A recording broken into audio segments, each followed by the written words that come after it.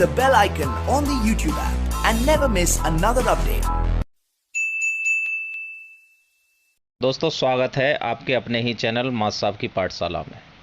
देखिए, प्राइमरी के लिए तो एकदम क्लियर दिशा निर्देश थे, लेकिन हमारे कुछ शिक्षक साथी जो में हैं वो बार बार मुझे पूछते रहते हैं कि उच्च प्राथमिक विद्यालयों के लिए क्या दिशा निर्देश है। तो देखिए, अभी एक जो लेटर आया है उसमें बहुत सारे दिशा निर्देश एकदम क्लियर कर दिए गए हैं। महानिदेशक महोदय का एक लेटर आया है आज ही, और उसमें बेसलाइन आकलन की जो अंतिम तिथि है वो 25 मार्च 2021 है। और कैसे प्रेरणा तालिका बनाना है, कैसे आकलन प्रपत्र बनाने हैं, और कुछ आकलन प्रपत्र अवेलेबल हैं तो उनको आपको कैसे यूज करना है, ये सब कुछ हम इस वीडियो में डिस्कस करेंगे। देखिए, प्राथमिक एवं उच्च प्राथमिक विद्यालयों में छात्रों के बेसलाइन आकलन से संबंधित दिशा निर्देश एवं बजट प्रेषण के संबंध में 15 मार्च का लेटर है।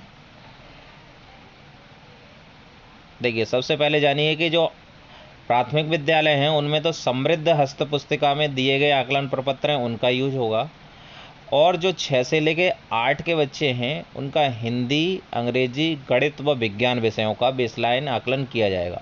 तो 4 विषयों का बेसलाइन आकलन किया जाएगा, और वो ध्यानाकर्षण हस्त पुस्तिका में आकलन प्रपत्र का प्रयोग कर सकते हैं या उसी प्रकार का प्रपत्र विद्यालय स्तर पर विकसित कर, मतलब आप अपने आप से बना सकते हैं उसको।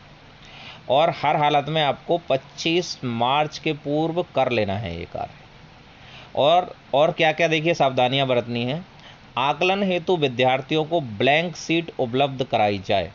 आकलन से प्राप्त परिणामों का संबंधित कक्षाध्यापक या विषय अध्यापक, देखो कक्षा अध्यापक का मतलब है प्राइमरी कक्षा के लिए, और विषय अध्यापक का मतलब है अपर प्राइमरी के लिए, द्वारा छात्रवार अवलेखीकरण किया जाना है।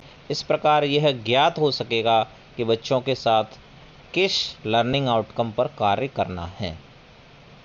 उच्च प्राथमिक स्तर पर विभिन्न विषयों के मुख्य लर्निंग आउटकम को चिन्हित कर शिक्षक प्रेरणा तालिका बना लें तथा उनके वर्तमान स्तर को उक्तानुसार दर्ज करें। तो जो स्तर है प्रेरणा तालिका बना लें कि उसने कौन सा दक्षता कब हासिल कर ली है, तो उसके हिसाब से आप भर लेंगे और आगे भी पूरी साल उस प्रेरणा तालिका में भरते रहेंगे। बेसलाइन आकलन की कॉपियां तथा समस्त रिकॉर्ड विद्यालय स्तर पर कम से कम 1 वर्ष के लिए सुरक्षित रखे जाएंगे, जिससे कि सपोर्टिव सुपरविजन के दौरान इनको संदर्भित किया जा सके। जब कोई एआरपी वगैरह आता है तो सपोर्टिव सुपरविजन के लिए तो उनको दिखाए जा सके। प्राथमिक स्तर पर समृद्ध व उच्च प्राथमिक स्तर पर ध्यानाकर्षण मॉड्यूल के अनुसार रेमिडियल टीचिंग के दौरान प्रत्येक शिक्षक प्रत्येक सप्ताह बच्चों की समझ व कौशल को परखेंगे, मतलब सतत आकलन हर सप्ताह करते रहेंगे। इस प्रकार वे यह जानने का प्रयास करेंगे कि उनके द्वारा पढ़ाई गई अवधारणा बच्चे समझ पा रहे हैं तथा संबंधित लर्निंग आउटकम प्राप्त कर पा रहे हैं या नहीं कर पा रहे हैं। और देखिए, फिर 8 सप्ताह के रेमिडियल टीचिंग के पश्चात सभी बच्चों का एंड लाइन असेसमेंट किया जाएगा।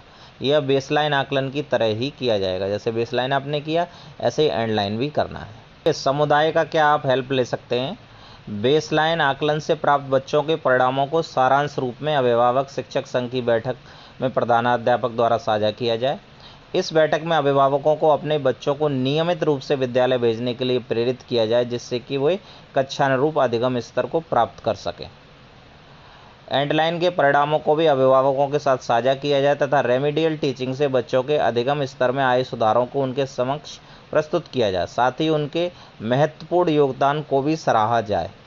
उत्कृष्ट प्रतिभा वाले छात्रों को विद्यालय प्रबंधन समिति अभिभावक बैठक के सम्मुख बुलाकर सम्मानित किया जाए, जिससे कि बच्चों में स्वस्थ प्रतिस्पर्धा की भावना का विकास हो सके। ऐसे प्रतिभाशाली छात्रों के अभिभावकों के योगदान को भी सराहा जाए। तो ये जो उच्च प्राइमरी स्तर के हैं, विस्तृत तो आप नहीं कह सकते हो, लेकिन बहुत हद तक क्लियर हैं आदेश कि आपको कैसे करना है और किस किस सब्जेक्ट का करना है। तो आपको इसी अनुसार करना है, और मेरे पास में जो डॉक्यूमेंट्स अवेलेबल हैं वो मैं आपको लिंक के डिस्क्रिप्शन बॉक्स में डाल दूँगा। इसमें क्या क्या है आप ये देख लीजिए। आरंभिक परीक्षण प्रपत्र के नमूने हैं, ये गणित का है,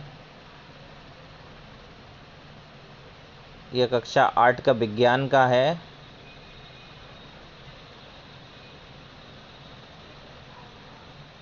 तो ये 2-3 हैं, तो इनको आप देख लेंगे। इसके अलावा देखिए ये जो लर्निंग आउटकम है, ये लर्निंग आउटकम दे रखे हैं कक्षा 6 के, हिंदी के दे रखा है। लर्निंग आउटकम भी मिल जाएंगे आपको PDF फॉर्म में,